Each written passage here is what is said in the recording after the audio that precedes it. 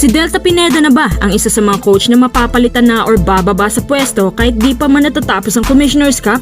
So far, ang Converge ay may 1-2 win-loss record at ang dalawang talo na yan ay gumulat din sa ibang fans ng Converge dahil tinalo lang naman sila na Terra Firma sa overtime game up by double digits.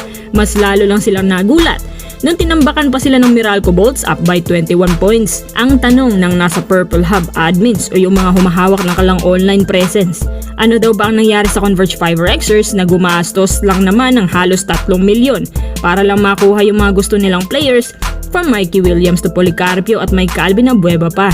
Ang Converge mga quiz, maraming injured players ngayon. Una, si Juan GDL. Pinakamasakit pa dyan, matagal pa raw siyang makakabalik dahil napag-alaman ng kanyang doktor na malala pala yung kanyang injury. Tapos eto pa, may nakapagsabi din mula sa kanilang hanay na si Juan GDL magiging injury prone umano. Alam naman natin na may player talaga na yung katawan nila matakaw sa injuries. Kaunting kembot, injured agad. Good example dito si Paulie. Wala namang masyadong ginagawa pero nai-injure ng malala. Pangalawa naman sa mga injured at posibleng ipapahinga muna after ng game sa Meralco ay si Alex Stockton. Pero sa lahat ng 3 games ng Converge, tanging siya lang ang consistent ngayon. Despite na meron daw tong sakit pero lumalaban at maganda ang bitaw niya ngayon. Yung pulso niya, yung shooting, komportable siya sa kanyang forma. Malalaman mo yun sa kanyang footwork. Pangatlo naman si Calvin Abueva.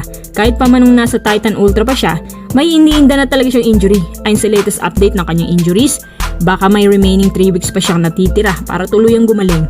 Dagdag nga pala sa problema ng Converge itong si Mikey Williams na umano matagal naka-adapt sa system ng Converge. Siya pa naman daw yung inaasahan talaga ng Converge na umambag ng malaki kasi hype na hype din siya ng mga tao dahil sa kanyang scoring output na nagagawa sa TNT dati. Kaso ngayon, 4 points per game lang muna ang kaya niyang gawin. Sobra yung pangangapa niya. Bukod sa kanya naging problema din minsan ng conversion performances ni Keylor Kelly. Isang defense specialist, hindi nga lang versatile. Nag-a-adjust pa din daw si Kelly sa paint. Pero para sa mga fans, ang totoong problema ay si coach mismo na si Delta Pineda. Parang hindi raw kasi maintindihan kung paano yung sistema at yung balasahan. At ang hindi din maintindihan ng nakararami, yung binibigyan si Mikey ng 26 minutes playing time na maalat naman. Ayon kay Delta, aminado raw siya na nasa stage pa sila ng adjustments at mahaba-habang panahon pang kailangan para maging isang formidable ang galaw.